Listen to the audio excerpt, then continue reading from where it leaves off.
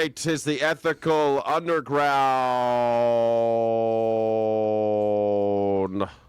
with Chip and Sky. It's happening right now. Underground? Did you just say underground? Underground. It's time for the revolution. The revolution will not be televised. It will be.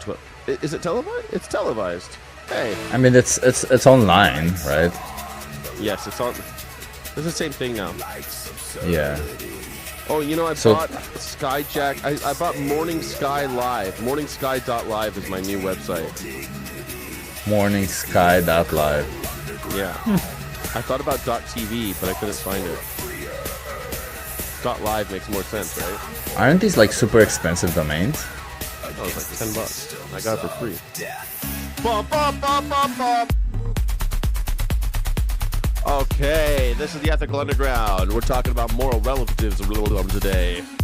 Moral relativism. Relativism. Relativism. Said it won't be televised. Carr said it won't be televised. Gil Scott Heron said it won't be televised. The revolution will not be televised. Yes. All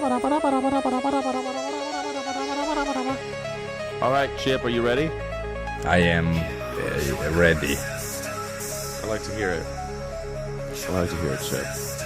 I like to hear Ik it. ben klaar. Du bist klar? Yeah. Is that the same in German? It's the same in German, right? Yeah, like I'm clear, I'm okay. No, I'm ready. Yeah, okay, ready, whatever. Klar. Klar just means clear, really, right? Yeah, I guess in German, ich bin bereit.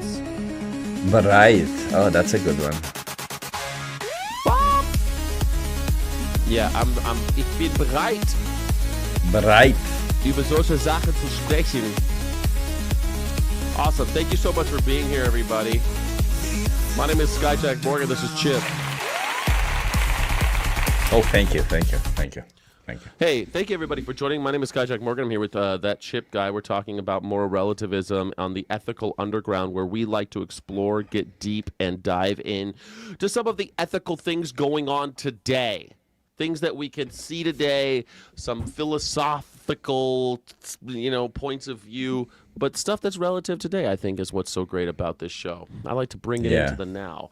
Thank you, Steffelson, already coming in strong. Term limits, ranked choice voting, no Citizens United. Hey. What's Citizens United? Citizens United was a 2010 decision of the Supreme Court to allow corporations to spend basically all the money they want to own politicians, because corporations are people too, and they have freedom of speech. Yeah, fuck that. The Oski shirt. I don't have it. You know what? Oski's my favorite. I don't have an Oski shirt. That's so funny you say that, Co-Sider. Yeah, did you go to Cal, Co-Sider? I didn't know that. I wanted to tell you, because the reason why I wanted to discuss specifically cultural relativism with you was because I recently, I heard of Nick Fuentes. I've never really watched any shit that he says. Wow, that's but good. I saw a short of, it was like a 1.5 minute short where there was a compilation of all the dumb shit that he said. Mm-hmm. And he just said some stuff that, just one of those would have gotten you canceled 10 years ago. But it seems like now we live in a world where we can just shit on women, because that's what he does, right? He shits on women all the time. Well, he says it's gays to talk to women and take them out on dates and stuff, too. I mean, he shits on a lot of people. Shits on Jews, shits on women. I mean... But he also said something I forgot all of that. There's no such thing as marital rape, I think he said also. And a guy who's never been laid. It's disgusting that a person like that actually has a lot of followers. It's disgusting that we reach this point. And how is this I'm assuming there's young boys, because I wouldn't call them men, young boys who are listening to this asshole. So I'm what the hell? How do we allow this to happen? How is this?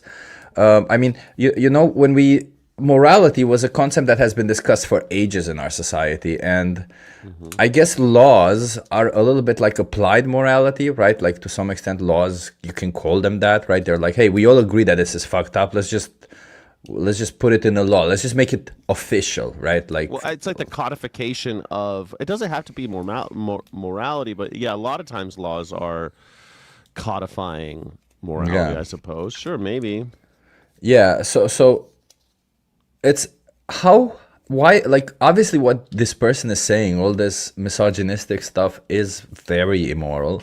So why aren't we making laws to protect these individuals? Because we're obviously just getting we're going to have a generation who's going to grow up being misogynist because of this asshole. Like he's got a lot of followers. But we do right? have laws to protect individuals. We do have the 14th Amendment protecting women. We don't have the Equal Rights Amendment because of, well, lots of reasons. But in America, we've got lots of laws protecting women.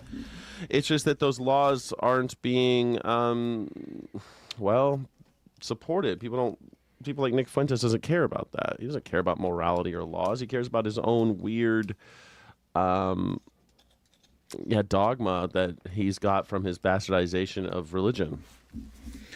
Wow, it's insane to me that this person is allowed to even say anything about like women or like it's insane that to me that he doesn't already have a big fine slapped on him and continuously just Find him for sued what? for the shit that he says, man. Like it's For hate talking? speech. That's It's hate speech. We have You freedom can't of like speech you in shouldn't this be country. allowed. Yeah, but freedom of speech does not allow you to do hate speech, as far as I know.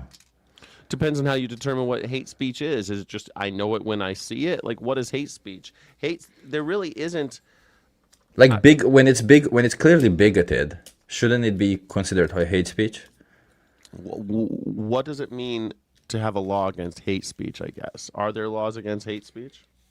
Well, there should be, shouldn't there? Like when what you're saying is clearly antagonistic to a certain type of individual, a certain group of individuals, then you should somehow be punished for it, right? Well, like you can't the do word it not against punished or something. A group of individuals makes it kind of hard. We do have laws about like if I said something to hurt your feelings, we have laws about that. Like if I said something about Chip and you're not a public figure. So if I said something about like John Doe, who's not a public figure, and I just said something horrible about that person to try to ruin his career or something, we have laws against that. And we have laws against lying about other people in print and in verbal.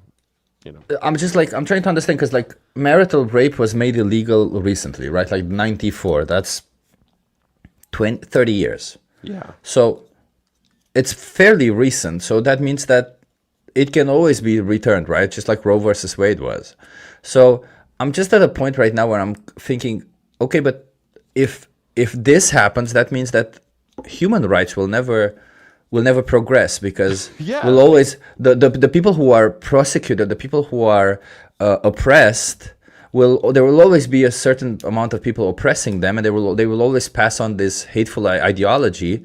And if we can't stop it, then this hateful ideology will continue to exist and will continue to spread. And especially in a time when information spreads very easily. And your answer is to create more laws about it? How will laws? I don't know. I don't have an answer. I don't have an answer to specifically, but I'm just like, I guess this is why I wanted to discuss it with you also, because it's fucked up that we reach this point where we think it's okay that people say shit like that. Like it's fucked up that people think it's okay to say that marital rape is not actual rape, or that some women like rape, or like to me that's just what? Excuse me? Can you just get beaten up or something? I don't know.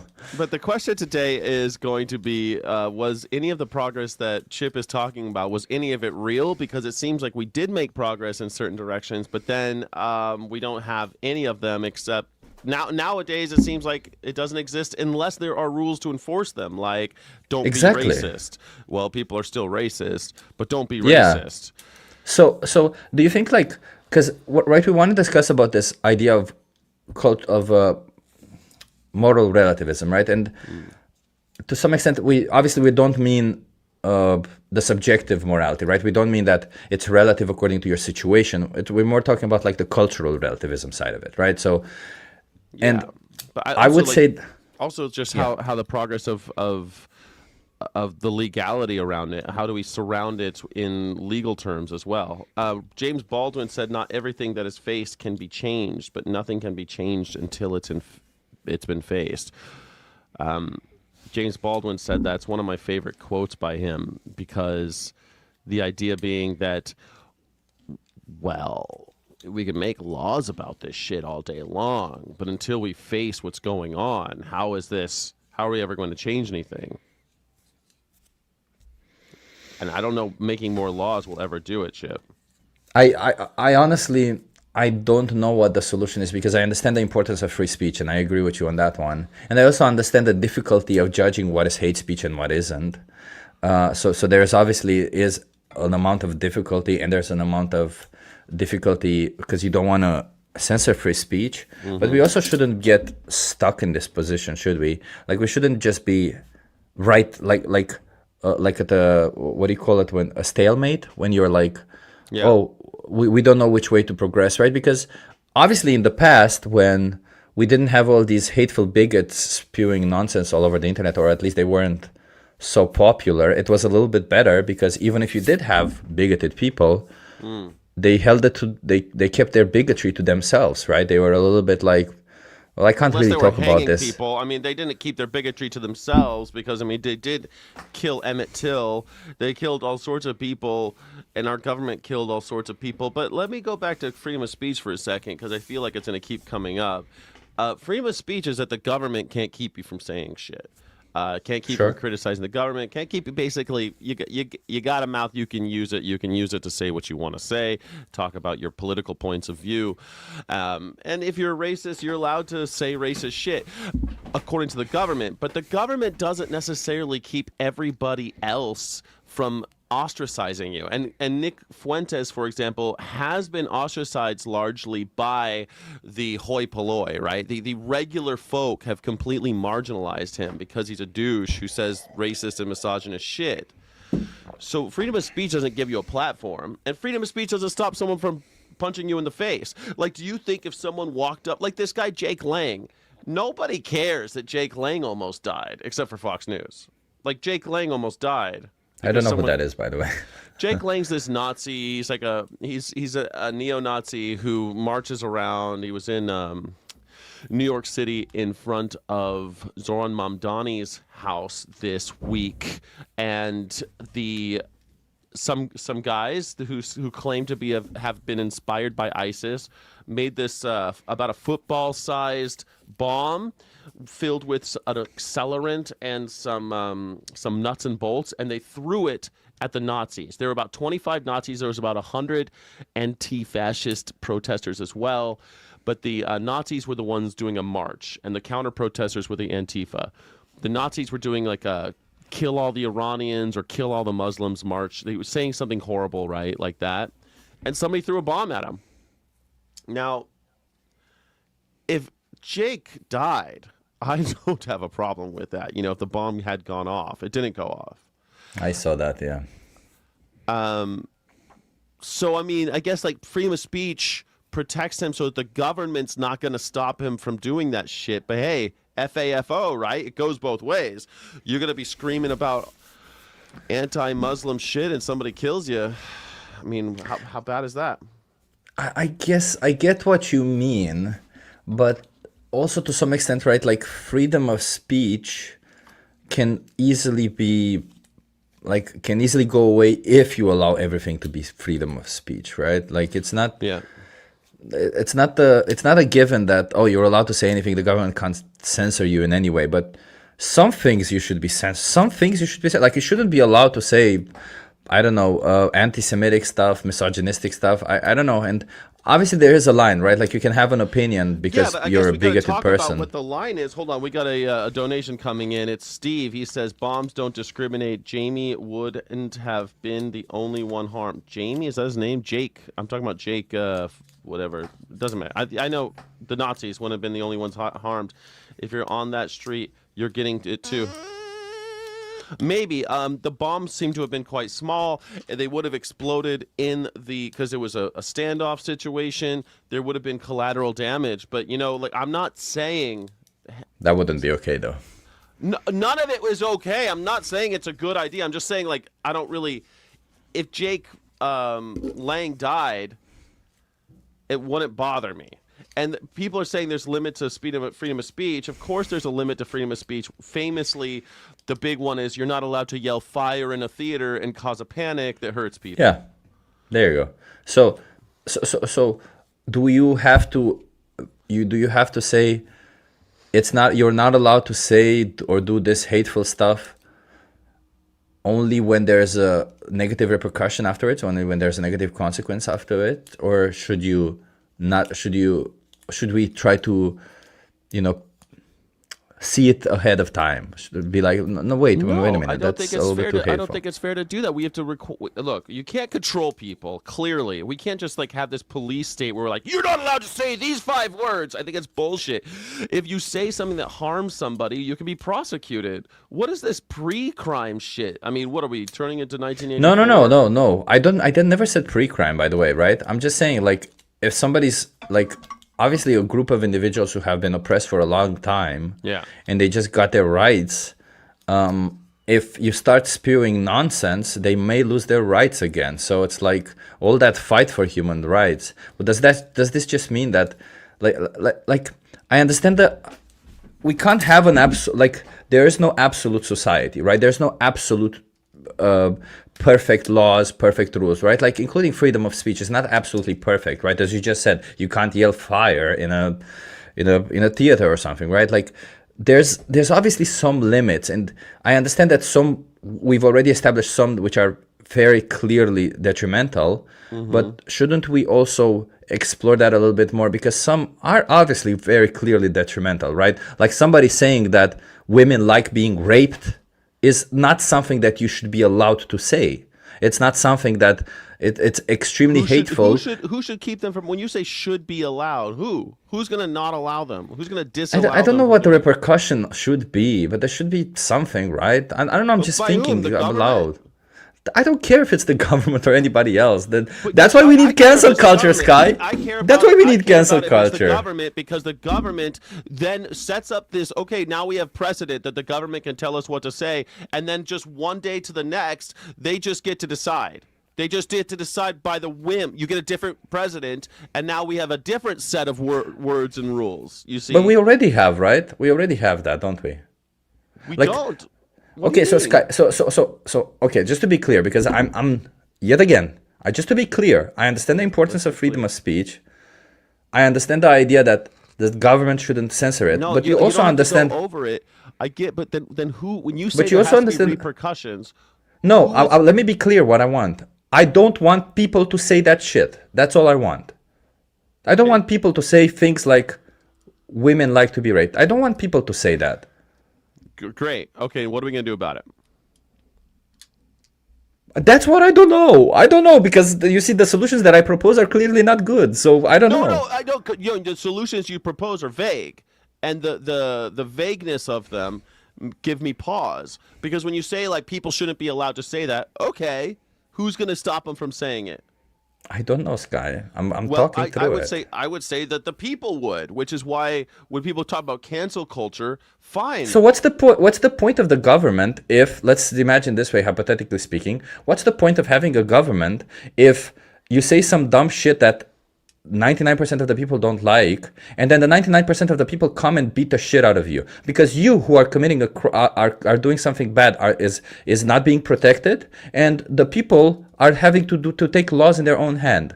So essentially what we're saying is, like, we're not going to create something official that what you did is wrong. We're just going to let people like be vigilantes amongst each other. How is that better?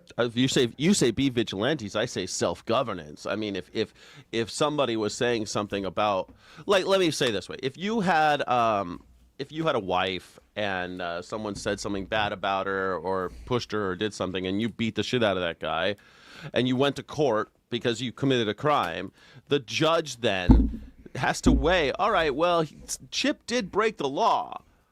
But is he a danger to society? He's not a danger to society if assholes like you don't come up insulting his wife. So Chip shouldn't go to jail that long or at all. I get it. Like, obviously, it depends on the situation, right? Like, we already established that. But we can also establish that there are situations when there is either complete ignorance or bad intent. Like, you can't tell me that Nick Fuentes is not either a complete fucking ignorant person or he has actual bad intent, right? Like, again, you can't say stuff like women like to be raped. I'm sorry, but that is just extremely detrimental to society. Do some women have rape fantasies? But that doesn't mean that they like to be raped. That's not what Nick Fuentes said. No, they did. He did. He said some women like to be raped. He said some women, they like that stuff because they like that play. They like the rape play. They like the whole thing, you know? Oh, God, I hate this so much. That's okay. I mean, the thing is, like, he's not an idiot. Well, I mean, I think he's an idiot, but he's not an idiot in, like, the traditional sense. Like, boo! He's more like, he's an idiot because of his horrible views, but he's not an idiot. Like, he's not going to make himself vulnerable to getting arrested. He can't say things that are... How do we stop bigotry? I got a Venmo coming in. Chip is sounding very shabos. Anti-Semitic means whatever challenges our Zionist government's narrative. He's very good at being a calf. Is that an emoji of a calf? Chip, are you anti-Semitic? Absolutely not, no. It's kind of funny. Chip's not anti-Semitic, but let's say all of a sudden, like, for example, it's a good point though. I think he's trying to make, like, if we have a bunch of people saying something about Jews now, clearly anti-Semitism is a problem, especially these days, right? And we have these things called stochastic terrorists or permission structures that these especially maggers make to harm others. They create a permission structure. So what do we do about it? I don't know because my solution is not perfect, and I don't think... Should the government stop people from saying anti-Semitic things? So I think there should definitely be something. I don't think that it should be like prison or harsh punishment, but there should be some repercussions, yes. And I do think some form of legal repercussions there should be, yeah. And or let's put it this way, Sky. If you're antagonistic toward a certain group of people, right? And you can say because you said you're not allowed to do it towards one person. But if you're antagonistic towards a group of people, and this group of people,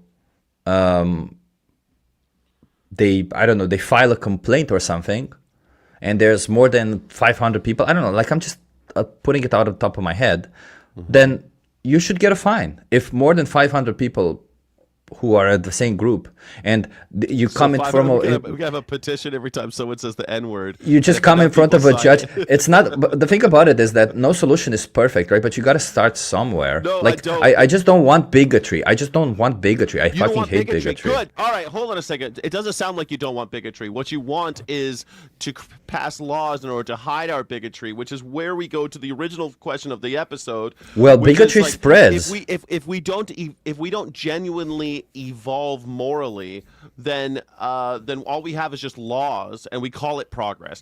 We pass laws and then call it progress, which is why people hate progressives, by the way, and liberals, because they pass these rules. Okay, and no one's racist anymore, but they haven't done anything.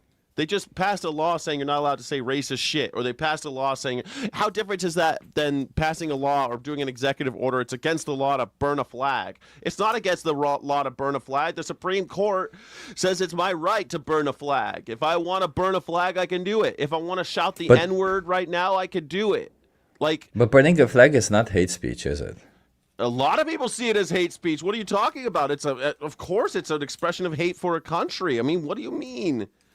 No, if I burn a flag, it's not an expression of hate for that country. What do you mean? Why a lot of people? Sure, it is. It's of disapproval of that country, of saying that the people that what the country stands for isn't true, or what the country stands for has died, or even that you don't respect what the country's doing right now. I mean, that is definitely, if you bend it the way you're talking, you can bend anything to hate speech. Immanuel Kant says morality is not properly the doctrine of how we make ourselves happy, but how we may make ourselves worthy of happiness. Ooh, I love this one.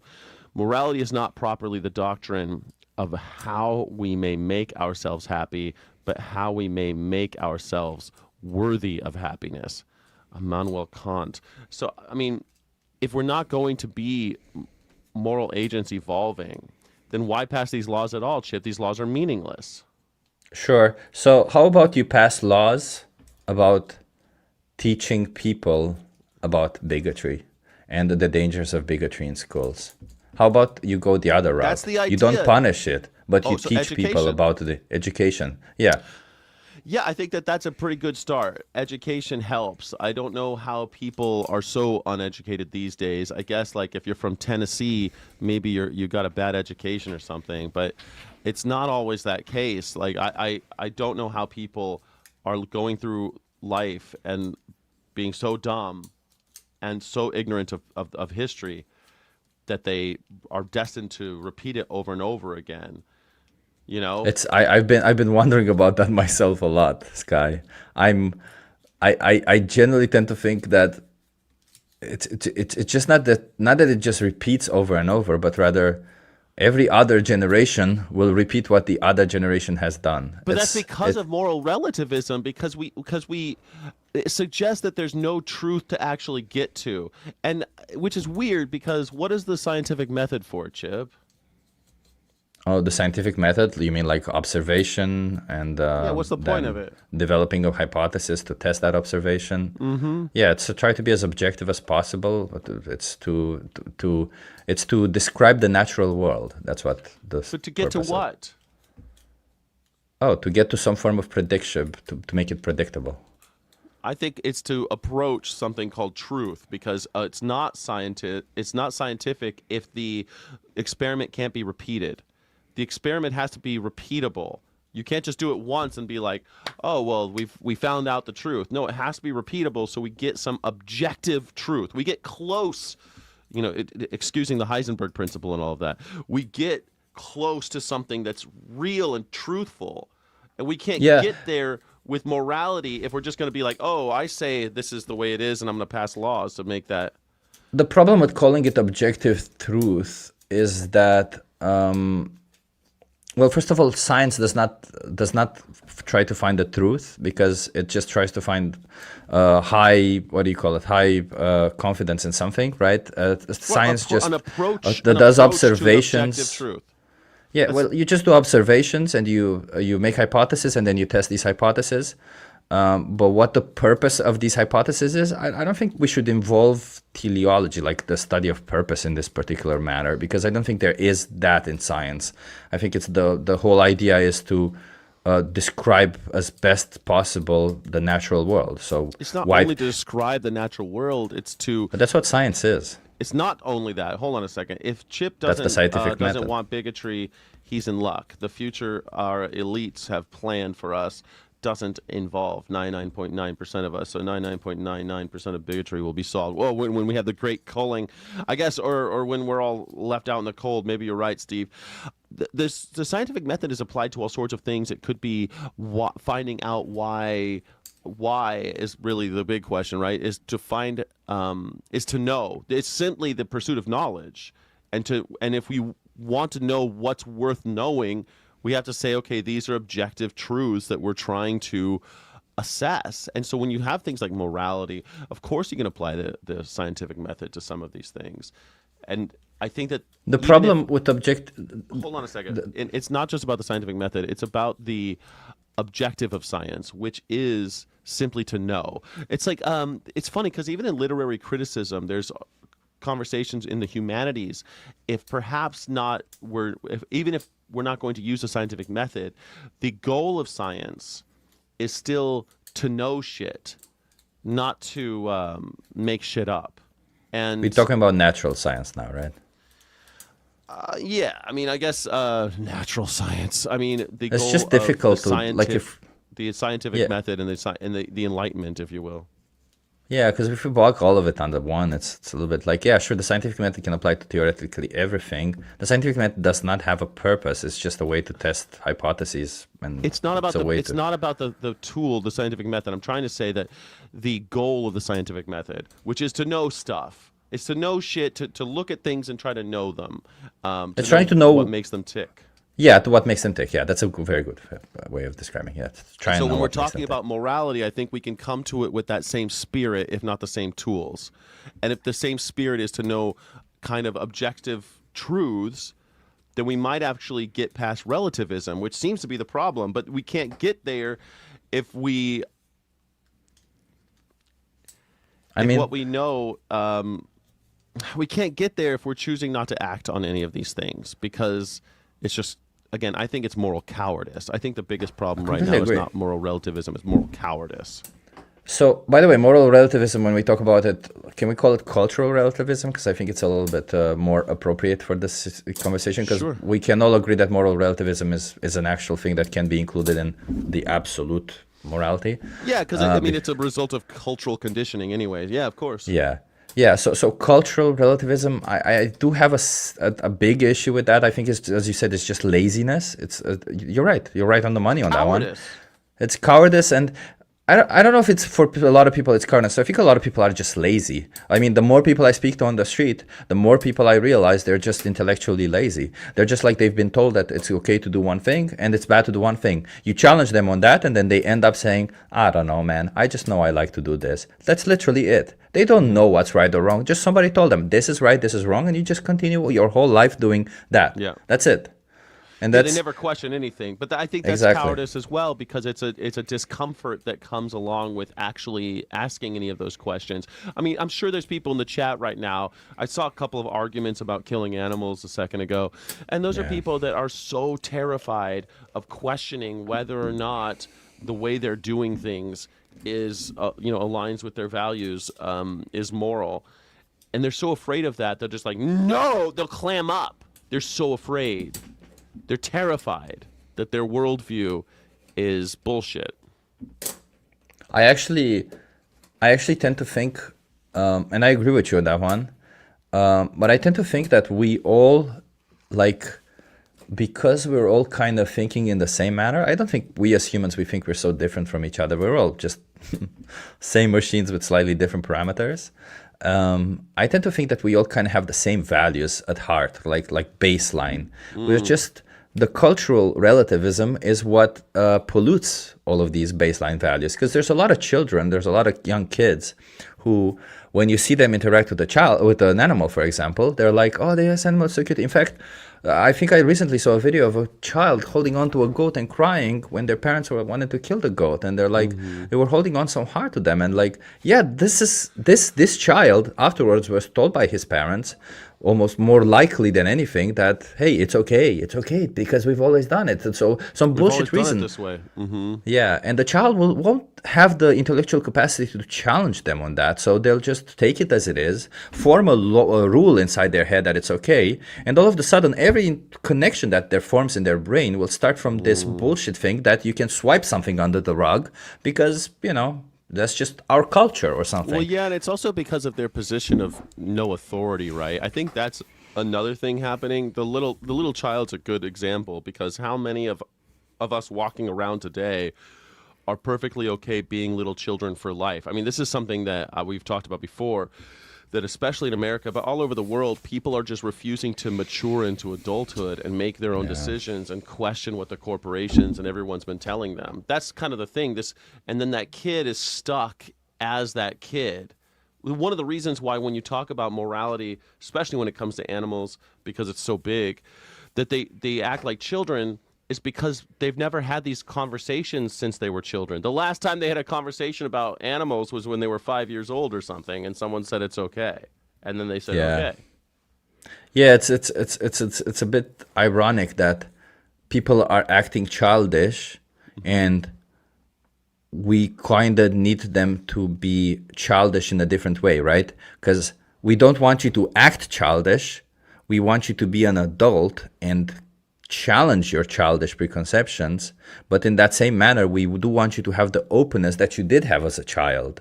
So if you want to act childish, don't act childish with close-minded but do the stupid things.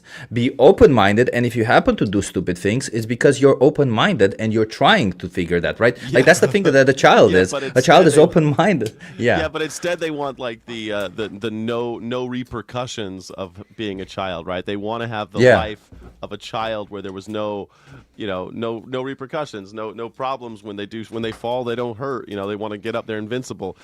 Chip believes in blank slate ideology. No, LOL. The idea that this is still rolling around in you guys' skulls is honestly terrifying. What is What blank slate ideology? What is that? that I think that what they're saying is, I think that what he's saying is that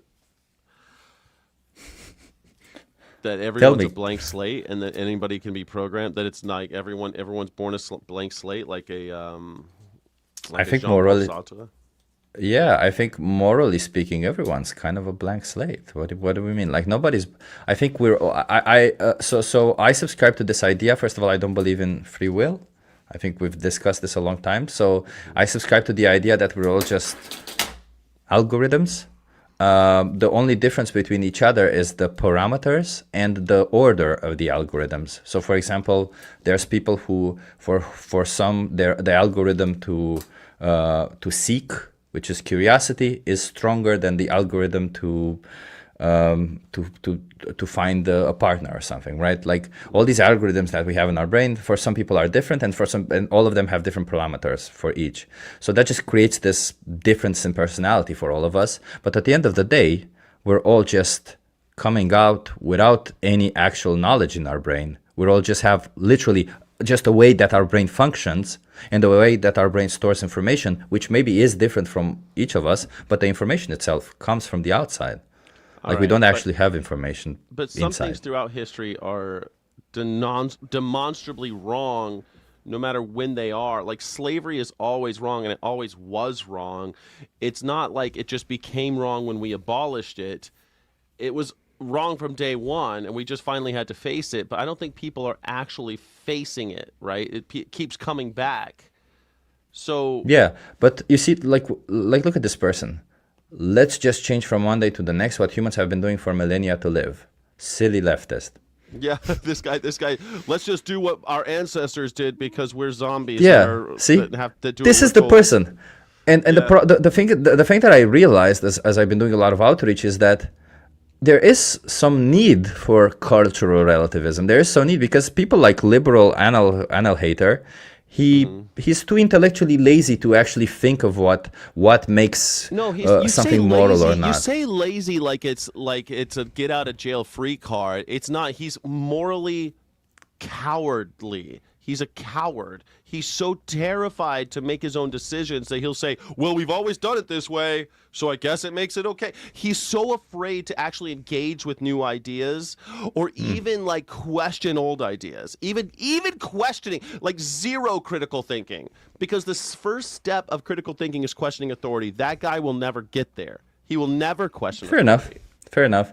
Yeah, but you see, this person, however, I sadly think that most people are like that, Sky. I don't think most people, and maybe the reason why most people are like this, there it is also partially the politics of it, right? Because a lot of people are so busy having to work every single day, and they don't have the mental capacity to actually think about what is right or wrong. But and they just have to be so drained from every single thing that life throws at them, right? Like I also saw this video saying that how fair is it that you're brought into an existence where you have to work for your whole life? Yeah. That's insane, right? So maybe because of this conditioning, you kind of don't have. That's why I call it laziness, because maybe you're just in a position where you're like, maybe it's a little bit also of cowardice, but there definitely is some form of, oh, I just can't deal with it. I just don't want to think about it. Yeah, I just okay, just so tell me what is right or wrong. so what I think what's happening is here we have moral knowledge where everyone like kind of knows that slavery's wrong. Everyone kind of knows that animal cruelty is wrong or that animal oppression is wrong. People know these things, but they don't have the will to act on them, right? Because of cowardice, laziness, ignorance, or just I think mostly it's fear because they're so terrified to say something different than mommy's saying. Mommy makes me eat turkey on Thanksgiving, so I'm always going to eat turkey and never do anything other than that because I'm a fucking little bitch. And that's all they'll ever be. They will never act on the knowledge they have. Yes, they know beating women is wrong. Yes, they know what was Nick Fuentes' marital rape is wrong. But why act on it? It's not hurting them. This is Hannah Arendt, right? Yeah. This is something where, of course, they're not going to act on it because no one's taking them away. First they came for the Jews, didn't do anything. Then they came for the communists. Then they came for the union, what do they call it? The labor unionists. Then they came for me, right? That's I think why that poem kind of holds so much weight is because we know that that's true. There's no will to act on anything until it's happening to you. Dick Cheney hated gays until his daughter came out about being gay. And then Dick Cheney, did he do anything about gay rights? No, he just stopped talking about it. But the funny thing about it is that these people can be proven wrong, because my dad was the same. My dad was a convinced communist. He was he was part of the Communist Party in Romania. Yeah. He was very convinced about communism works. But then once Romania got ditched the totalitarian regime, which was also communist, he started being convinced about capitalism, and it's like, look, capitalism works better. And now when he sees that capitalism works up to a limit, he's now kind of going back that, no, we kind of need some socialism. It's almost like we all got to grow up and stop thinking in these weird dualistic terms, like, it's like this binary. It's either all communists or all capitalists. It's like, that doesn't make any sense at all. Like, what do you... But that's...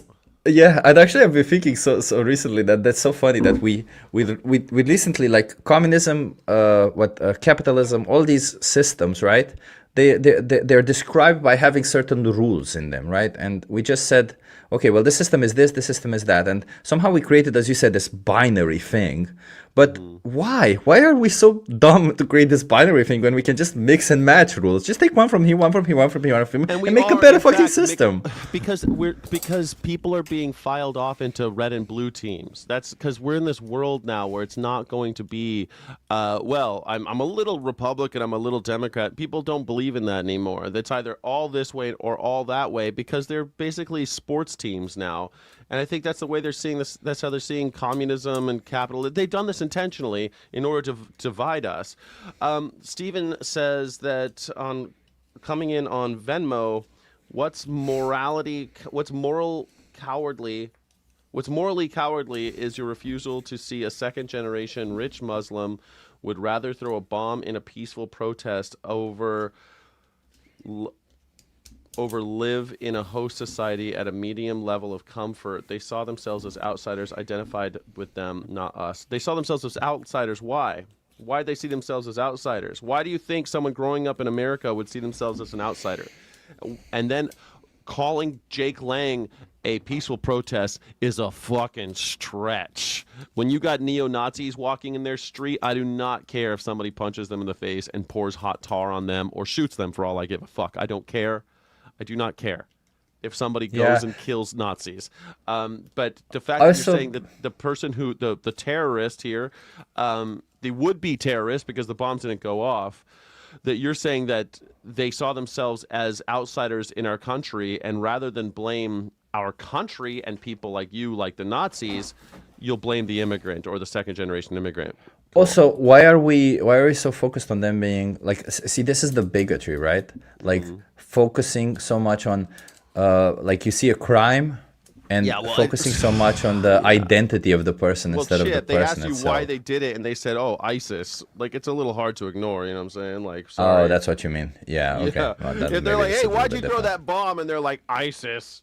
I mean, it's kind of hard, but at the same time, it's like, why are these people radicalized? Why is this happening? But rather than have any of those questions, why are we radicalizing people in this country? Why are people still feeling like outsiders in this country, in this nation of immigrants? Oh, it's because of white supremacists. Again. Yeah.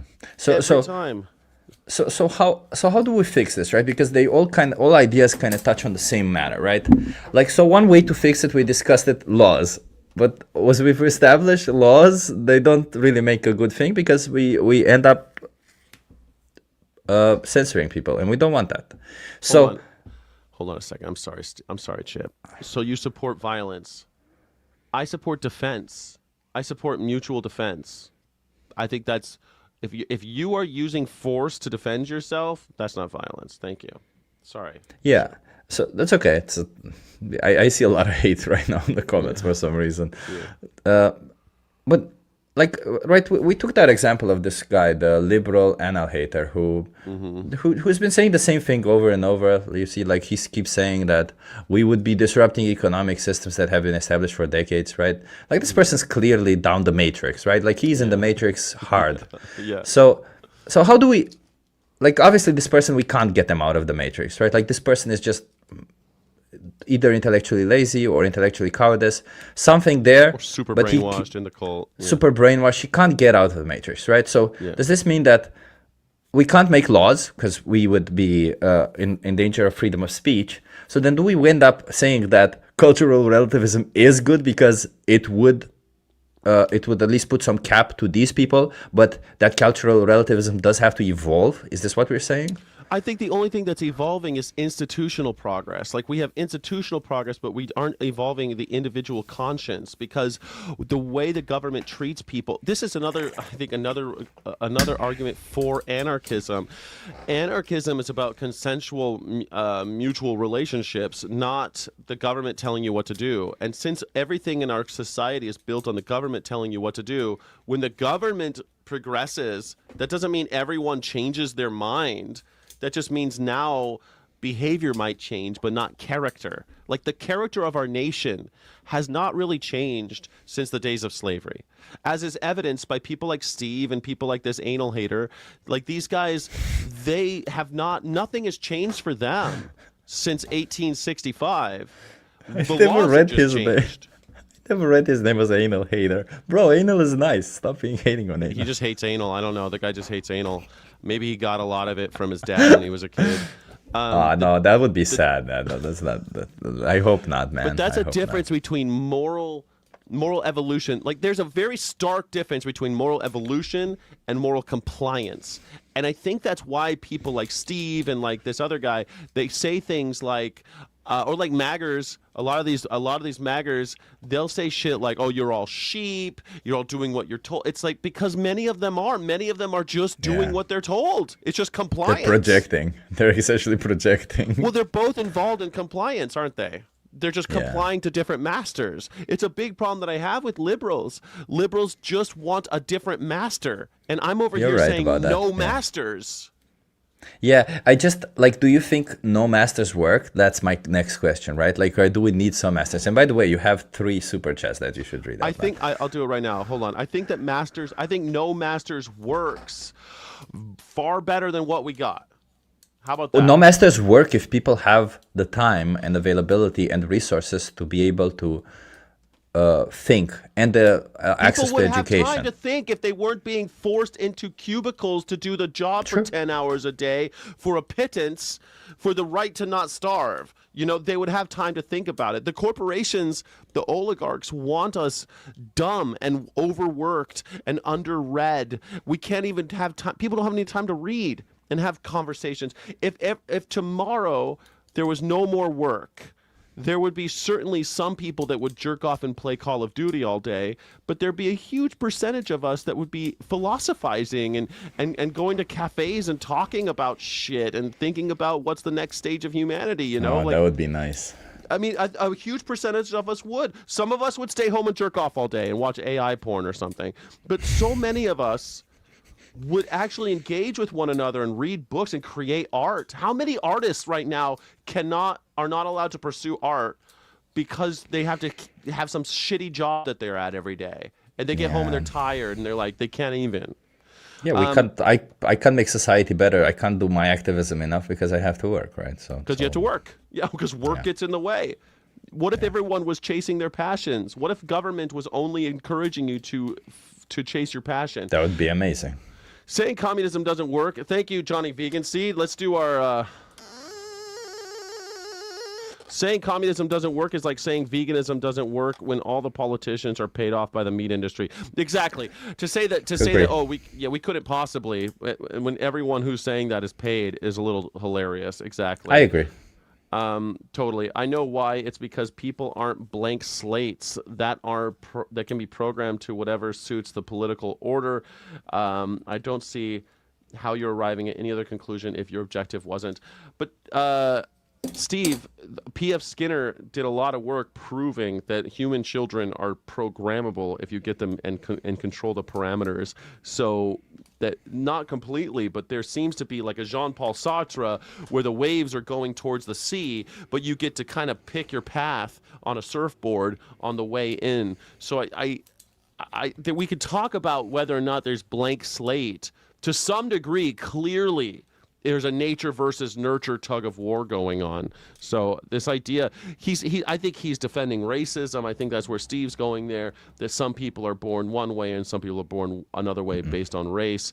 But that, of course, has been debunked hundreds of times.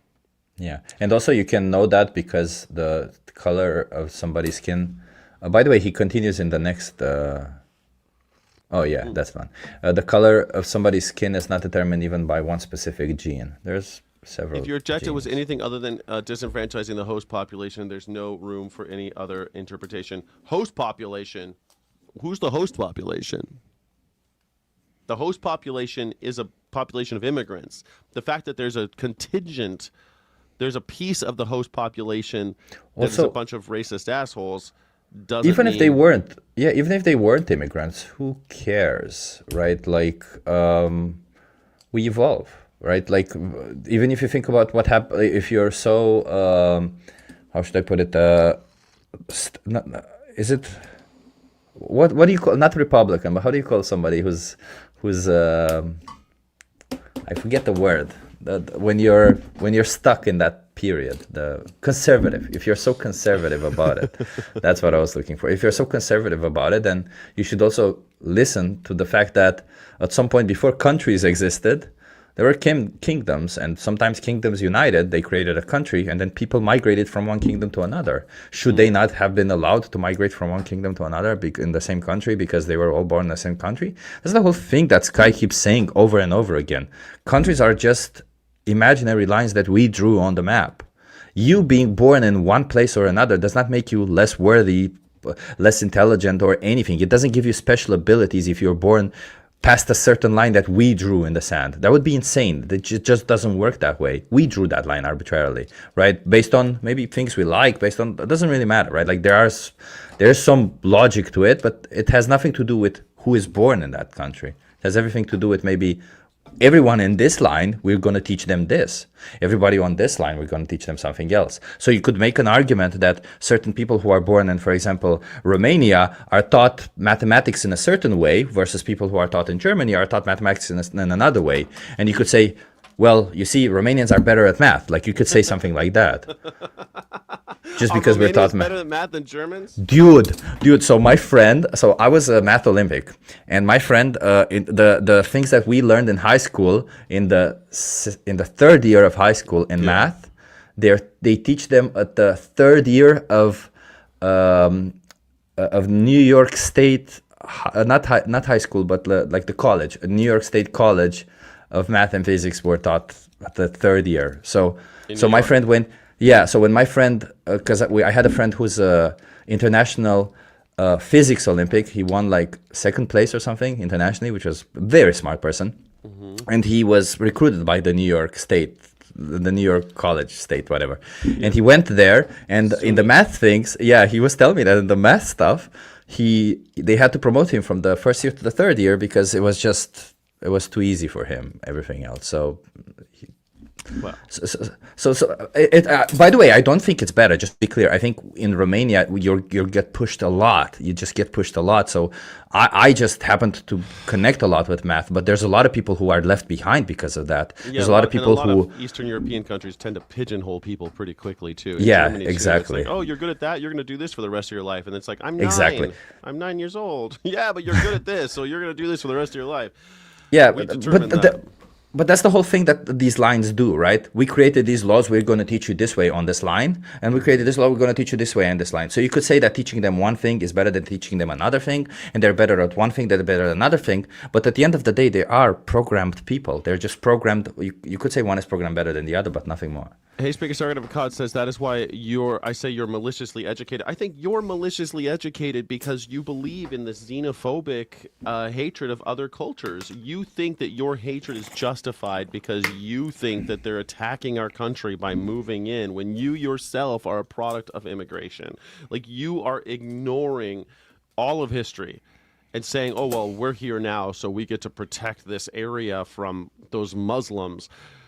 It's crazy because our diversity is our strength. It always has been. It's what creates a diversity of thought. It's what creates a robust society that survives the test of time. But maybe we won't because of all this bigotry that you tend to be spewing now. Everyone is spewing these days more and more and more. I turned my mic down. I turned my mic down because some people are saying to turn your mic up, but I turned mine down. My mic up? I turned mine down. Maybe that's better. You should just put automatic adjust. I'm just going to automatically adjust your mic volume. Give me a test. No. You know, just say something, Chip. But you said to resist authority, so now you were just doing authority. A host. You see, it can bite you in the ass. That shit a fucking hour in, they're gonna be like, "Oh, the sound's a little weird." All right, fucking hour later. Thank you so much. Yeah, but migrating into a different kingdom means you learn to live with the people, not destroy everything around you. One person cannot destroy everything around you, Matthew. That is a myth. That's a myth. People come here, and if they're welcomed and not ostracized, they tend to do fine. And by the way, we are a country made up of people who came to this nation and killed 90% of the people living here. So it's a little rich that we are a country that white people came here and killed 90% of the Native Americans. And you're like, but if 5 Muslims move into my neighborhood, that's what it is, I think. It's this knowledge it's this memory of what our culture actually is, that they don't want to ever deal with. Also, culture should evolve, shouldn't it? Like if somebody, imagine that you have a tradition where you, do you know the famous old story? I think you know the story. Or maybe you even told me about the person who cut the head of a turkey before putting it in the oven. Mm-hmm. Yeah, right. They cut the pot roast or whatever, the roast beef or whatever it was. Yeah, they cut the roast off, and they're doing it like 3 generations later. But then when they talk to great grandma, it's because her oven was small. Yeah, which wasn't no longer the issue, right? So there was no issue. That's how we do it in our family. And that's a perfect example how somebody coming from the outside, coming in, could explain just why your culture doesn't make sense. Because a lot of the times you're so bound in those traditions that you end up realizing how stupid they are. Like when I left Romania, I realized just how stupid some of the traditions were. Look at Hey Speaker, you're only seeing the propaganda from the Western perspective. There's the same push for pluralism in all developed nations, and the propaganda is 1-to-1. Man, it's not propaganda to see that pluralism works better. It has always worked better because we don't kill each other as much when we're all working together. We work together very well, humanity. That's how we build cities. That's how we build all this shit, is working together. Completely agree. And also, I think I don't like this idea. Indeed, I don't like for example, if somebody comes with their own culture and is like, you know what, fuck your culture, this is my culture, I have to do it. I'm like, okay, but you kind of have to respect the culture you're going in. But respecting the culture you're going in doesn't mean not criticizing it, right? That's the whole point about it, or not trying to change it. You can still try to change it because it doesn't make sense or whatever reason, right? Or maybe it's offensive or whatever reason, like the blackface in Netherlands, right? The Zwarte Piet. Yeah, like, okay, there were only white people, and now that they were offended, and now when there's actual people of color here, they're like, you know what? Can you please stop? Can you just stop? It's kind of fucked up. It's not a good look. Yeah, it's like, okay, maybe you're right. Maybe you're here. We don't. Zwarte Piet is so funny to me too, because like it's clearly racist. But when I was in Netherlands and I saw it live, I was there when it happened. I was like, yeah. No, it makes me feel uncomfortable seeing all these people in blackface. It was so weird. I don't care that you guys don't have a history of this, man. I know that it's a different culture and everything, but yeah. having hundreds of people in blackface is very bizarre. The whole town's taken over. What's crazy is that people will vote for commie termites when the truth is so firmly set up against you, because the termites are people like your friends. The termites are the ones eating away at the fabric of our nation, which is freedom of speech, the Constitution, the equal rights for all men are created equal, equal protection under the law. That's what you're eating. You're eating the foundation of our country. You're destroying it. For what?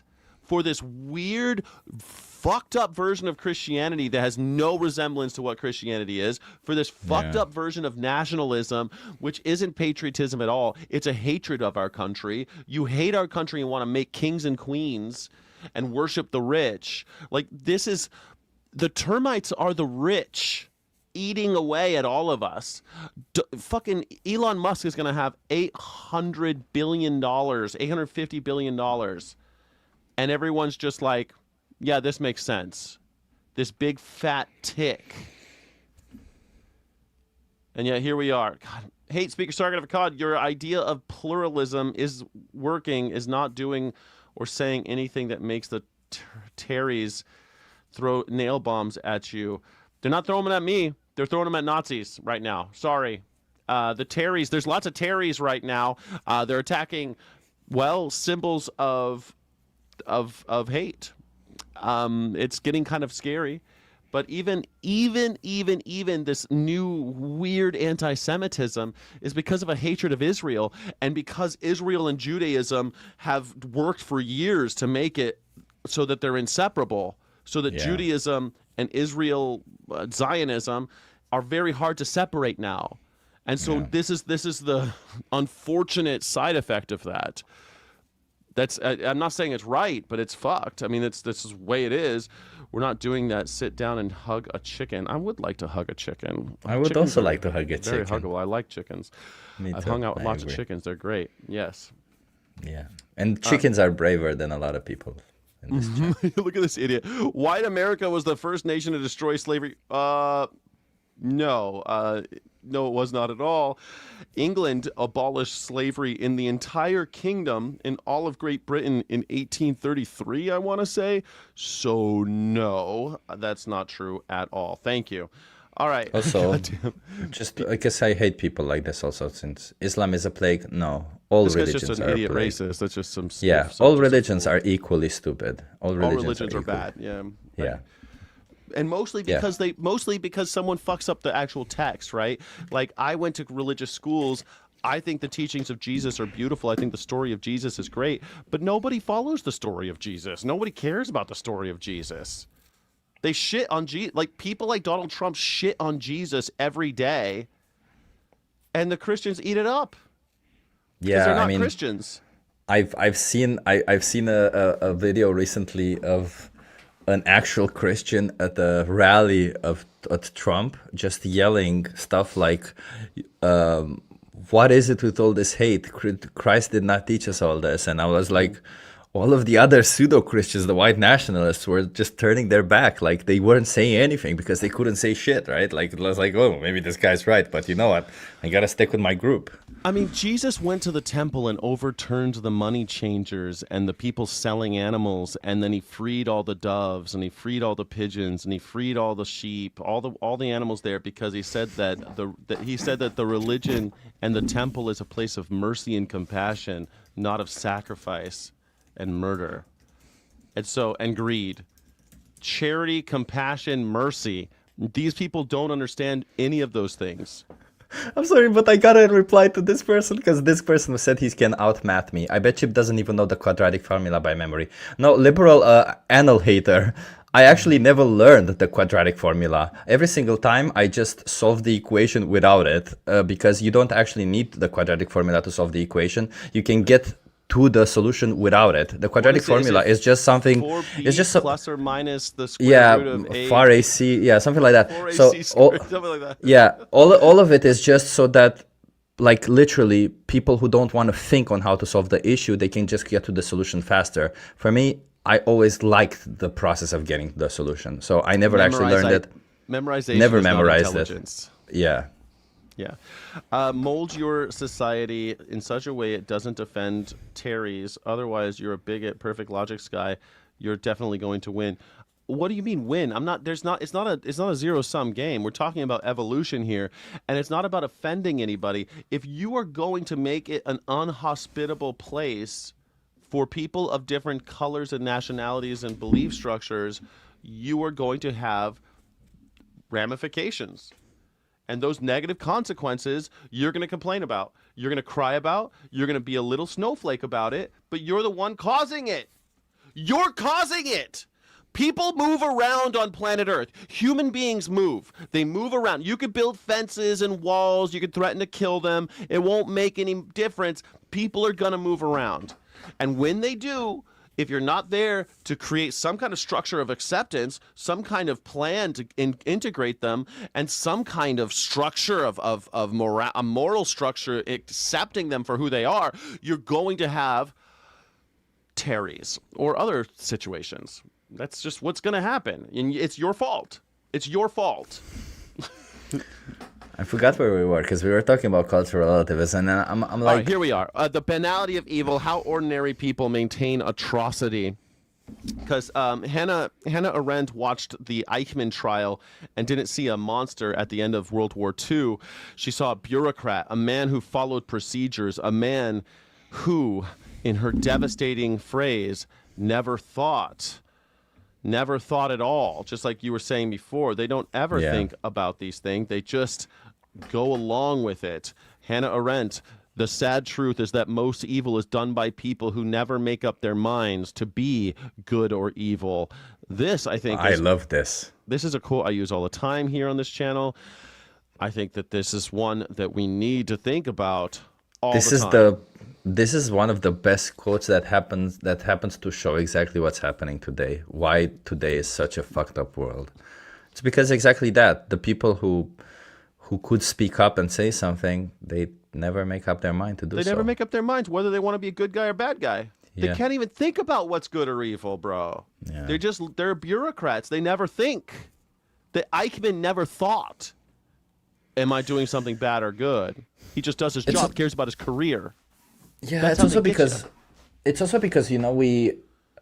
one of the issues of having such a high information society with already predefined notions, right? Because we have the boxes essentially. The predefined notions are the boxes. So now you just get to put people in boxes. You don't get to question the boxes anymore. You just get to put people in boxes. And if you're already in a box, moving to another box can be scary simply because you might be losing the people that are in the same box with you. But also you have such reverence for the people who are making the boxes. So people like that anal hater, he defers to authority, right? He could tell himself, I'm just doing my job because this is the way we've always done it. So I'm going to keep doing it that way because questioning authority would be too much. But I also think like even if you show him the reality that maybe it would be better if it would be different, right? Like you show him calculations, you make him, because he said he likes math, right? So let's take him at his word. He looks at data and you show him data and you show him, look, it can be better. I still think he wouldn't go on that side because this side has the people that he has the social acceptance of everyone. And data can be manipulated, just like data can be manipulated. But let's imagine that it weren't. But let's imagine that it weren't, right? Hypothetically speaking, if the data were actually good, I still think that, like, because there's two separate issues, right? There's one where you're right that which one is the right one, deciding which one is the right one is maybe a data issue, is maybe a like algorithm issue, whatever. We have so much, but then there's also this other side of even if you do get the right data, because we know the Earth isn't flat, Sky. We know for 100% sure that the Earth isn't flat. Yet we still have people believing that the Earth is flat, and when they end up believing that the Earth is flat, they don't just, like, even when they get this one new information, they don't just say, oh, okay, I was wrong. They want to be in that position because they like the people that's around them. They like the community that they've built. They like how they feel there. Like a lot of these people are just driven by their emotions, not the idea or the logic that they want to be there. Yeah, I'm with you. I mean, they're never going to either because they can't. Because they're cowards. Hey, speaker, I like how you throw your hands in the air, and I'm just supposed to accept that airplanes or boats just gotta land without anyone being able to say no. Look, people do say no. What the fuck are you talking about? People don't say no. Of course they say, people say no all the time. I live in a world where borders exist. There shouldn't be borders, but there are borders, and we regulate those borders. But if you have no system to integrate people who are coming, then you've got to just accept that you're gonna have little bombs thrown at Jake Lang. If you're gonna create Nazis at home when people get here and you're gonna try to hurt them, they are going to defend themselves and they're going to attack back. That's just a fact. I'm not even making a value call on that. It's just a thing that will happen. It's happened throughout society. And when you have mass migration, which is happening more and more because of ecological disasters and the like, and war often brought on by American diplomacy failures or our fucking foreign policy, which is a joke, the more we have these mass migrations, the more you're going to see this. And if you're not going to have, it's just like when we had a bunch of Vietnamese asylum seekers because we were bombing the shit out of that country, and the people who came to this country as Vietnamese immigrants, they were treated like garbage. People treated them like shit. And guess what? There were problems. There was violence. Now there's a Vietnamese community that still is kind of cordoned off from the rest of us. And we can't, they don't want to call the police. We can't police them. We can't do anything with them because they don't want to be part of our society because we fucked them when they got here. We went to their country, bombed them, took them over here as asylum seekers, saying, oh, you're going to have freedom, trust us. And then we shat on them when they got here. Also, why do we care so much about freedom of speech, but not freedom of movement? Yeah, it's crazy. Yeah, like, right. I feel like, Pursuit of happiness. to me, they're kind of similar. Like, they're so oddly similar. Like, if you shouldn't just be allowed to stop a plane, as he said, or not allow a plane to land or a person to come to your country without any good reason. And the good reason isn't you came out of your mother's vagina on the other side of this arbitrary line that I drew. That's not a good reason, bro. That's just ridiculous. Like, let's just imagine, hypothetically speaking, as Trump said, that he wants to take Canada, right? That's an arbitrary line. And let's imagine that Trump does, like, U.S. doesn't have a problem with Canadians right now, right? Like, they don't really have a problem with Canadians coming in. Not. But if they did, or if Trump said, let's take Mexico, because a lot of these right-wing people have a problem with people from Mexico. Well, if U.S. takes Mexico, then all of these people can come in. So how is that any different? It's just stupid. It's just like freedom. We should have freedom to move. It's just as important as freedom of speech. You should have the right, even if you were born in one place, to move to another place if that suits you better. How is that not just logical and simple? Yeah, I mean, I think that humanity is supposed to be free, but these guys aren't for freedom. They're for systems. They don't care about what they don't care. There's like the ICE agents. The ICE agents aren't these zealots that want to go, harm immigrants or whatever. They're not people like Steve. Steve isn't an ICE agent, right? ICE agents are people just following protocols. These detention protocols will be followed. I do what I'm told. Yeah. They don't care about the human reality in front of them.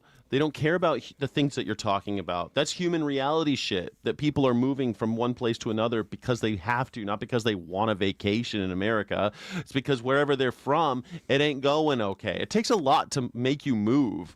Not everyone gets itchy feet like me. And then right now, lawmakers are voting to restrict voting access while insisting that they're protecting election integrity. Again, we're praying to the system.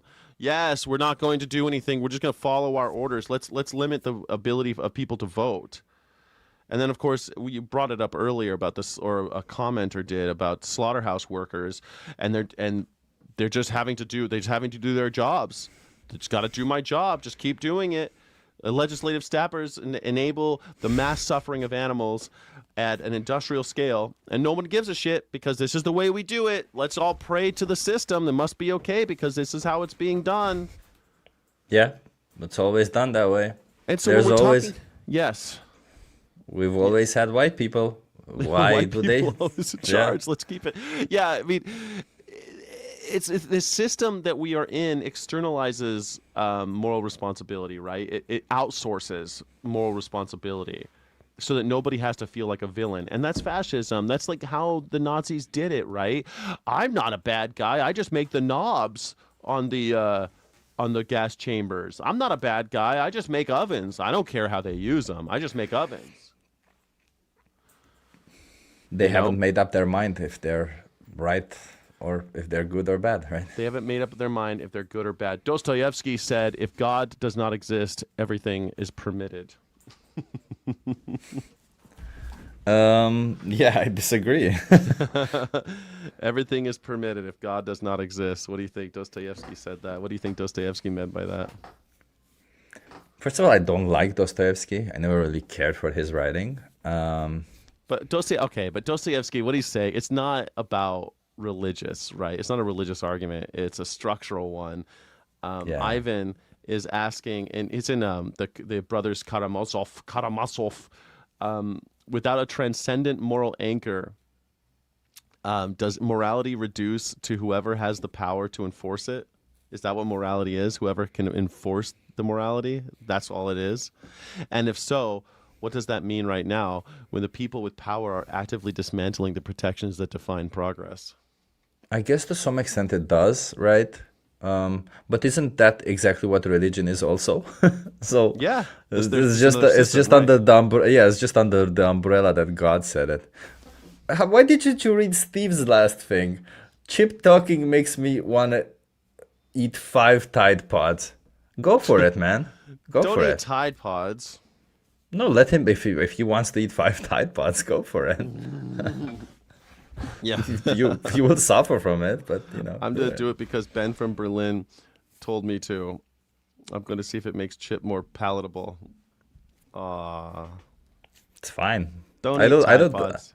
I don't mind if some people don't understand what I mean, or then they severely don't like me. There's a lot of people like that. You know, I challenge people. But I'm also, as Kai already knows, and the people who know me, I change my mind also. When I'm proven wrong, I always change my mind.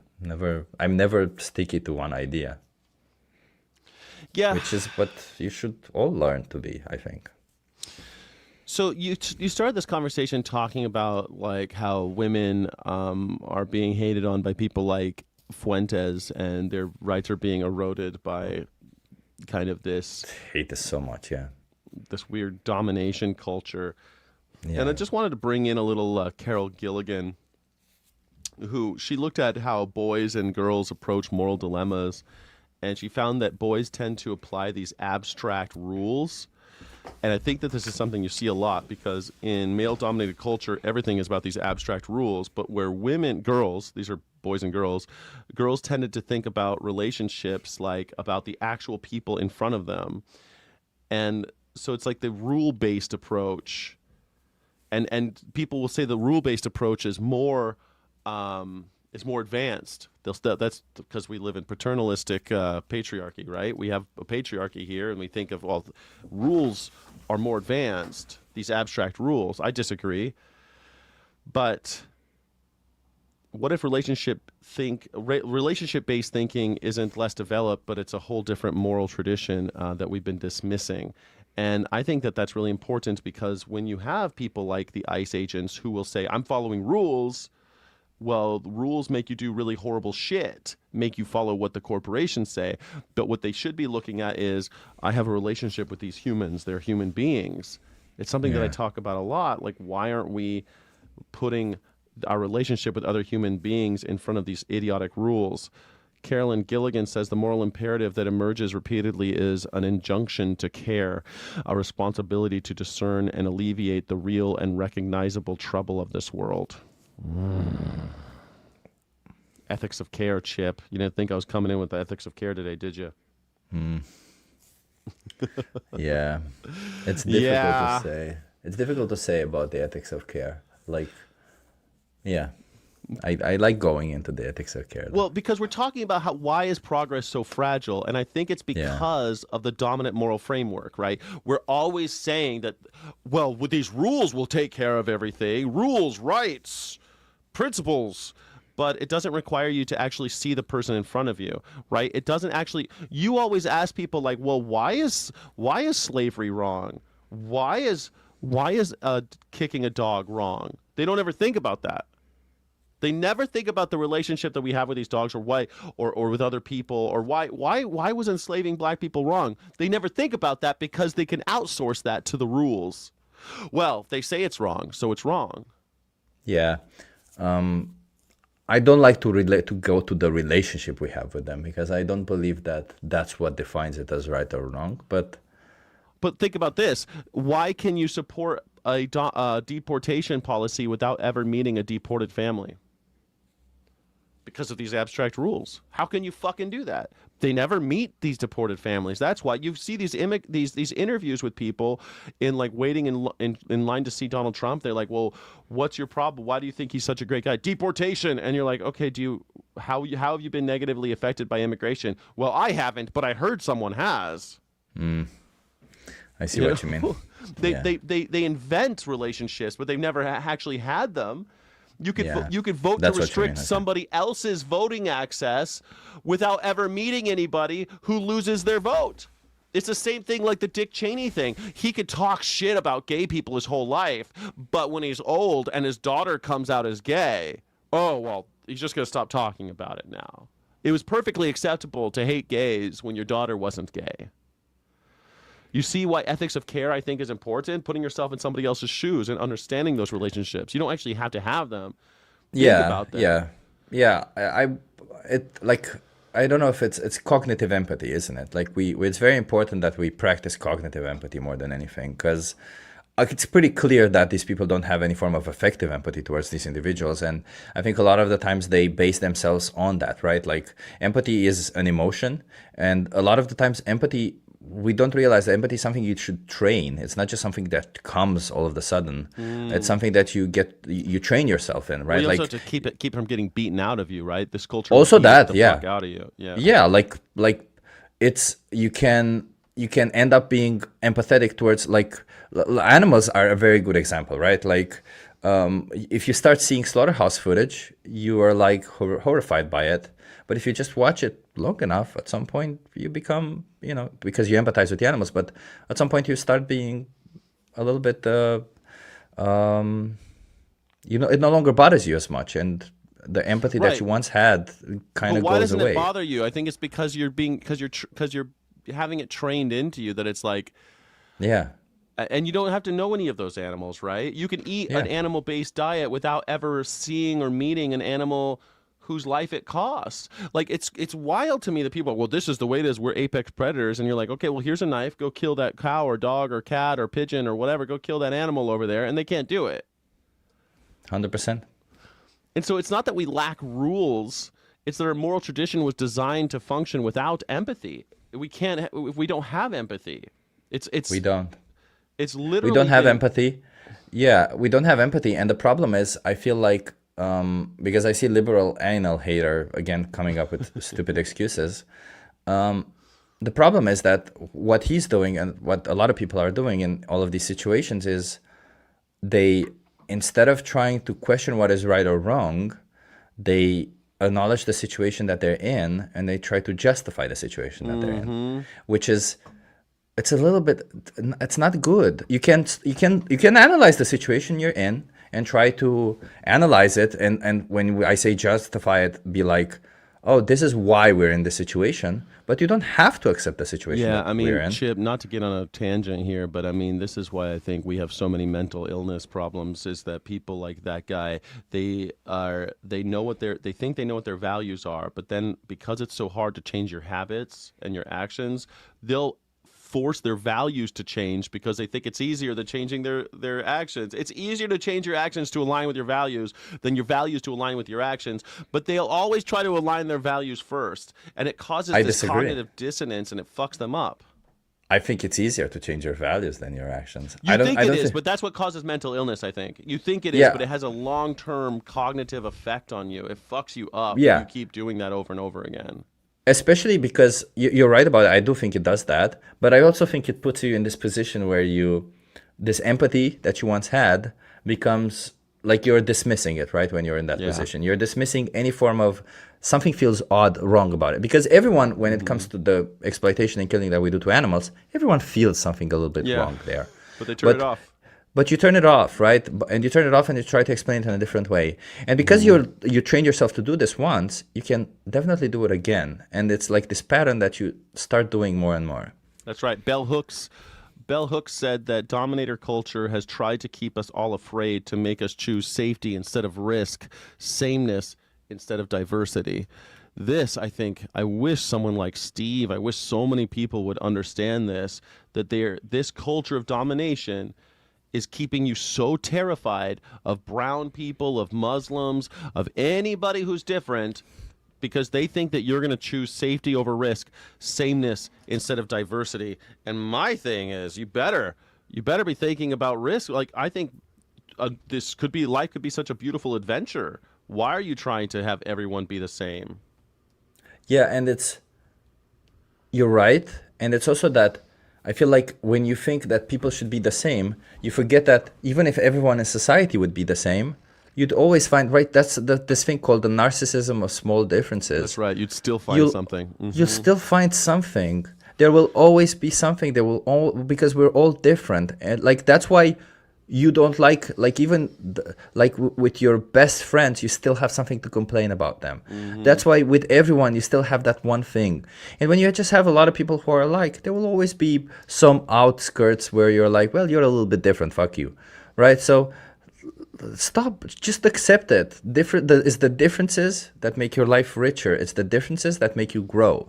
It's the differences. They challenge you, which is difficult. You have to put in a little bit of energy, right? Because it requires some energy to accept something that you've already at some point in your life accepted as true, and you've never had to think about it again. So it requires some energy, but you're not doing it for yourself. You're doing it for everyone else. I think it's actually easier if you it's not that hard of a trick to be like diversity is okay. I don't think it's that much of a flip, like that. It's better. You're actually safer. Like, have a little bit of a risk with other people. But this domination culture is all based on fear. It all is. They're so afraid to go to a city, Chip. These people are afraid to go to a city because they think that there's too many black and brown people there. Like, let's face it, that's what it is, right? They're terrified. I think it partly is also because of the misinformation that they've been fed. Partly. Partly it's also because I think it's just kind of how our brains work. I think we're inherently a little bit not racist, but like we fearful. have some. We're fearful. We're a little afraid of what's. But this is where we need to mature. Yeah. You're a little afraid of what's different. It's like children. Like children are so afraid of things that aren't immediately in their environment, right? They're not all these beautiful, curious, clean slates like we were talking about. A lot of them, children are afraid of things that they're not used to. They'll cry when something comes up they're not sure of. We need to grow up. The fear of difference is clearly misplaced because human beings are not as different as they'd like us to believe, as the hierarchy would like us to believe. Fear of the other. They always want us to be afraid of somebody else who's not part of our tribe because they want to control the tribe. The hierarchy wants to control the tribe. And they do that through law and enforcement of fear. And moral expansion, like you're talking about, it hurts the people at the very, very top, and they don't like that shit. I think you're right, but I also think there is something because when I was saying that you need some form of energy, it's like, it's not difficult to be vegan. We both know that, right? Like it wasn't a difficult change. I think the difficult part is just deciding to make that change. And I think it's the same with everything else, right? Like deciding to change that you accept them, deciding to accept somebody different. That decision somehow is mentally fatiguing, which is so weird because the actual thing, everything else is not. But that particular thing, that tiny thing that requires, maybe because it requires a little bit of rewiring in your brain or something, I don't know why, but that is the difficult part, right? Just deciding it. It's funny you say that. It's like, the moral, it's a failure of moral imagination, right? It's a system that we're all in, and yet some of us, it's like, what's his name? Oscar Wilde. Oscar Wilde said that all of us are in the gutter, but some of us are looking at the stars. It's one of my favorite quotes. And I think that that's exactly what's going on here. All of us are in the gutter together, but some of us are looking at the stars and thinking what could be. Couldn't this world be better? Couldn't we have some kind of great understanding with all? Like, couldn't it be? We could be living in Star Trek right now. We could have Star Trek right now. But there's too many of us going, yeah, but Uhura's black. We can't have a black communications director.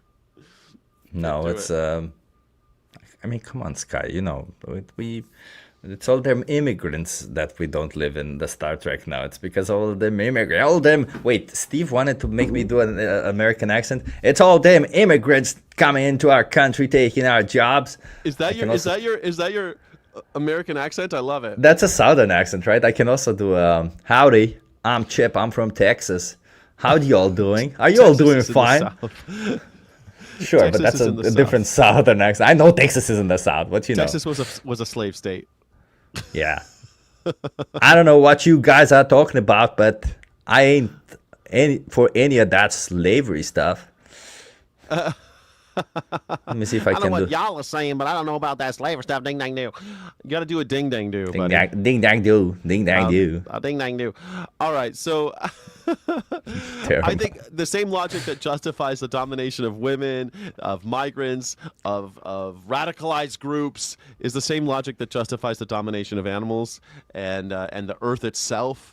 The extraction of the oil, all the things that we're doing, it's all just one system and one rationalization, one failure of moral imagination. And it's not coincidence, it's the architecture. It's intentional, it's by design. Well, Chip, the real answer, what would actual moral evolution look like? What do you think?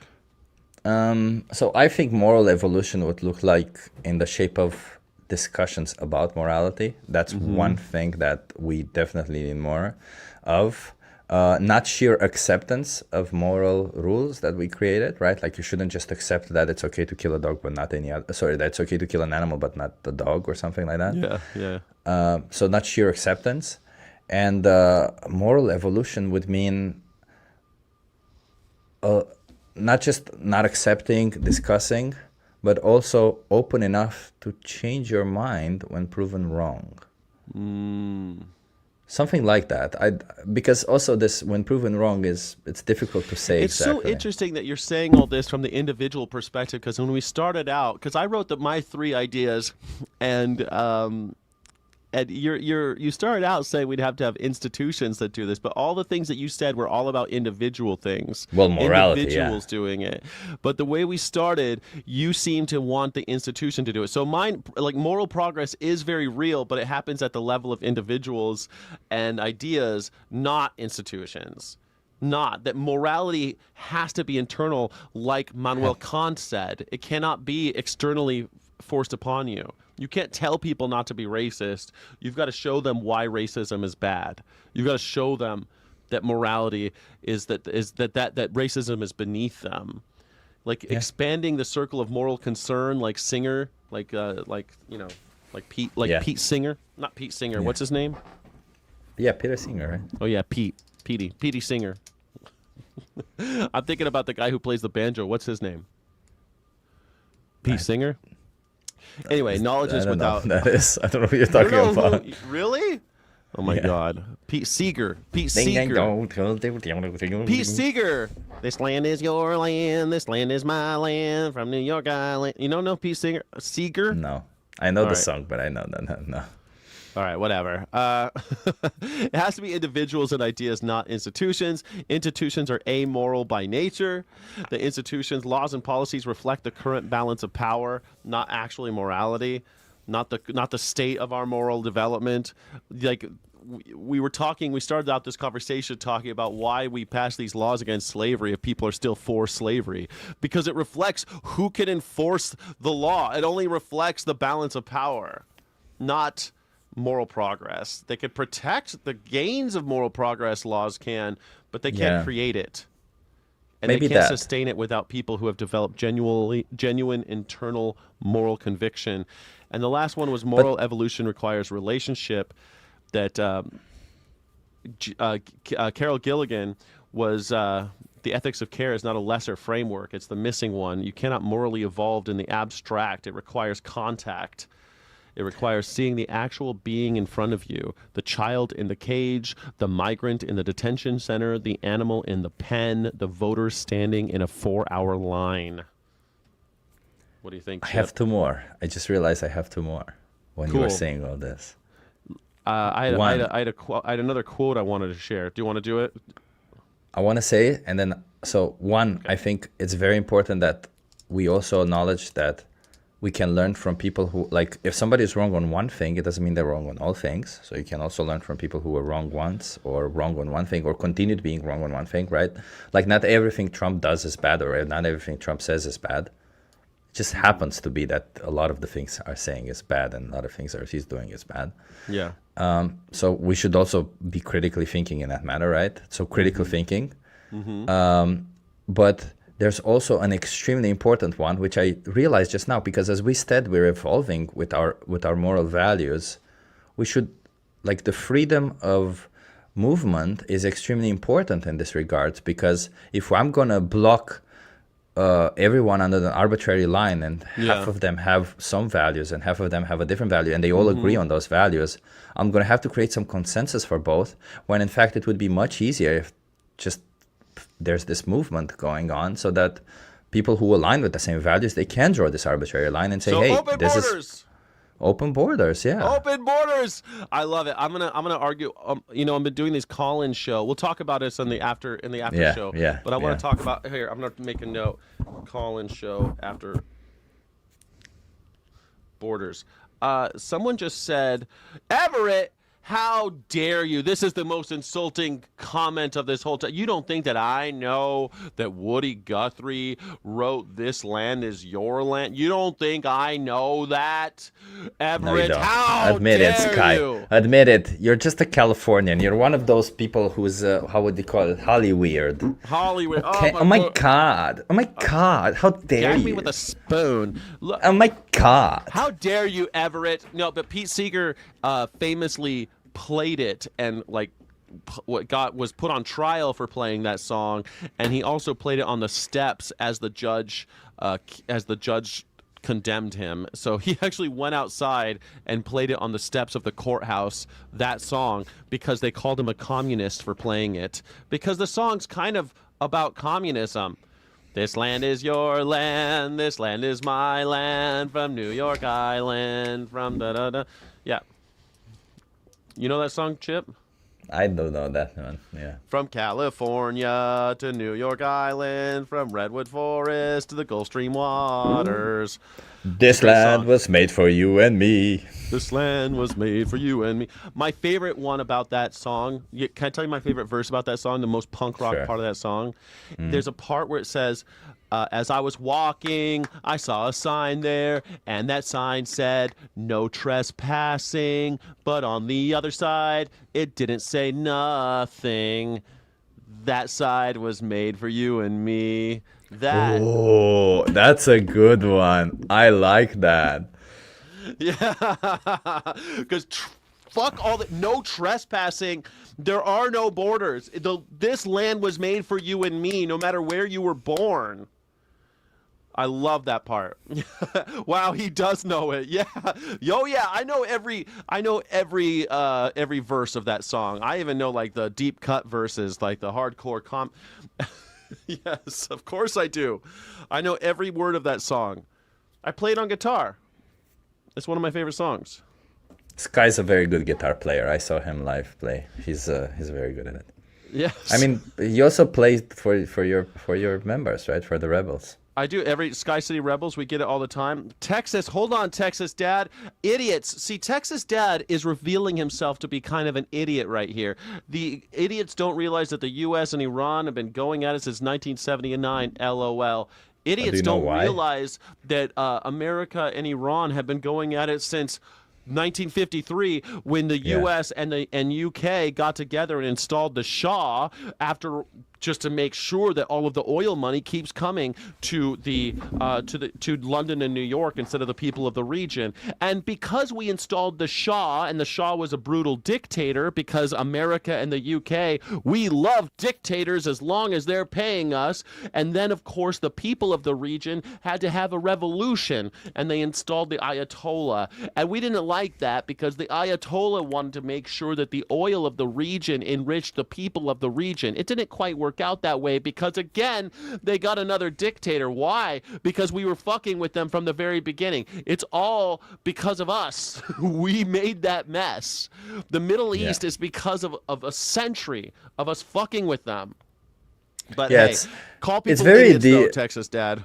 It's very de-individualizing the people there, isn't it? Because America has been just shitting on everyone there and just like putting people in charge and creating war with them or everything, all because like Iran is in this shitty situation that they were because of America. So and England, like in 1953, it was a lot of like it was Winston Churchill and oil companies dividing up the regions and dividing and conquering. But one of my favorite thing is like Americans, they're so dumb. They'll be like, well, in 1979 there was a revolution that we had nothing to do with, and now we've had a problem with them for 40 years, 47 years, whatever it's been. And it's like, bro, that is not where the fucking story started. In 1979, we've been fighting. It's because, and dude, we made that bed. We made that inevitable. We made the revolution inevitable because of our raping of them for their natural resources. Same thing in Venezuela. We make that fucking we did that. Like, and then we're so shocked. It's just so funny. Yeah, Iran has been an asshole. Then don't go. Then leave them alone. Iran's been an asshole. Why? Because they want to keep their own oil. Because they want to keep their own oil. I mean, let's face it, Sky. America has the power, therefore they have the right to oppress anyone they want. In this, the world's oil belongs to America, so we can colonize everybody. Because they have the power to take it. Yeah. If you have the power to take something, that's what Oregon is saying. Oregon 123 is saying, if you have the power to take something, then you have the right to take it, and they're an asshole if they fight you back. It reminds me of this quote right here. They're an asshole if you fight. Dominator culture has always tried to keep us all afraid, to make us choose safety instead of risk, sameness instead of diversity. Yeah, dominator culture makes us afraid of Iran. They've been telling me Iran was the bad guy. I remember when I was a kid, and the Joker became the ambassador for the UN for Iran. And after that, DC stopped using real country names because it was so controversial. But the Joker then went to go work for the Ayatollah Khomeini. And I remember as a little kid, I asked my mom, who the fuck is this guy? And my mom had to explain to me, well, we're afraid of the Iranians. Why? They're bad. Oh. Anyway, my last quote was Baldwin, of course. Not everything that is faced can be changed. Was it Baldwin? Shit, you made me lose my... Yeah, not everything that is faced can be changed, but nothing that can be changed until it's faced. James Baldwin. I thought that was a great quote. I just wanted to bring that in. We kind of went all over, but that's the end of the... That's the end of the episode. But if you've been watching today, everybody, and you felt something, that discomfort is not a problem. That's your moral intuition working. The question is, what are you going to do with it? What are you going to do about it? Not follow the rules, not vote for the right people and outsource your conscience. What are you going to do in relationship with another being today that reflects who you really want to be? Yeah, subscribe to Sky. That's the first also thing subscribe. I want to ask people, what are you going to do in your relationship with others that's actually going to move the needle? It can reflect first and foremost. Subscribe to a person who teaches you to be smarter, like Sky. Yeah, that's a good. Yeah, there you go. Subscribe. Honestly, like Sky, you do have a lot of good ideas. I think you also ramble a lot of stuff that I like. I'm like, but you make a quick point. Like what, Chip?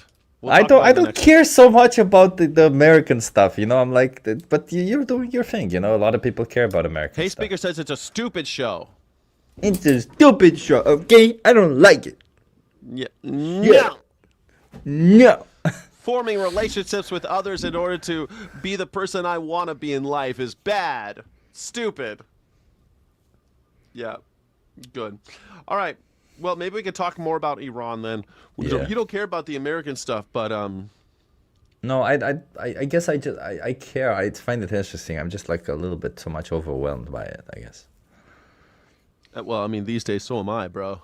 Like this channel did not start out as a This channel didn't start out as a purely politics channel, This is why this show has changed to Ethical Underground rather than what it started out as, and everything. Like this show used to be just about, hey, we did activism this week. We did, yeah. Remember when the show was just about what kind of activism did you do last week? Yeah, when we were talking, it's funny enough that those were simpler times, weren't they? Simpler times when it was just about trying to go talk to people about slavery and animal slaughter. Now it's all about the ethics of care and whether or not you're able to have relationships with others. Yeah. And somehow slavery is back, not just for animals, but it's coming back for humans also. So, well, I don't think it ever left, is my argument, is that we never stopped slavery. We just made certain forms of slavery illegal. We didn't actually have a national reckoning as to why slavery's bad. No one ever made the case. Well, they started to make the case, but then they fought a war, so. yeah. Because, again, the right wing, what happened? They fucking started shooting because someone elected, because the guy who became president was against slavery. He never said he was going to abolish slavery. He said he would keep it as long as he can keep the country together. But the right wing said, fuck you, we're shooting. Like, of course. All right, Are you ready to... Thank you so much for being here, everybody. My name is Skyjack Morgan. I'm here with That Chip Guy. You can follow Chip on Instagram and on YouTube. Please like and subscribe to this channel. If you haven't already, you can take a picture of this and Venmo, support independent media. Skyjack23 on Venmo. Make a donation and support independent media so that it doesn't die. Chip says you I gotta should stop change flashing that. it on the screen. You gotta change that photo in the middle though. Put like one where you're like, a serious guy there. I'm pretty serious. I'm doing this. Yeah, you're doing this, but it's blurry and shit. You gotta make it nice photo, man. Well, because it's a screenshot. I don't know, man. Fuck, fine. I'll make it a nice photo. I'll redo it. That'll be my thing. That's how we evolve. That's what we were talking about. I'd rather do. I'm trying to build a website, morningsky.live. We'll discuss it in the next part. We'll discuss it in the next. Yeah. Okay, everybody. If you are a black or purple belt member, a channel member, thank you so much for being here. You might be able to join us over on the Ethical Underground on the other side. Thank you so much for being here, everybody. Illegitimate non-carborundum. Don't let the bastards grind you down. Thank you. Thank you so much for watching. Don't forget to like and subscribe. Thank you so friggin' much.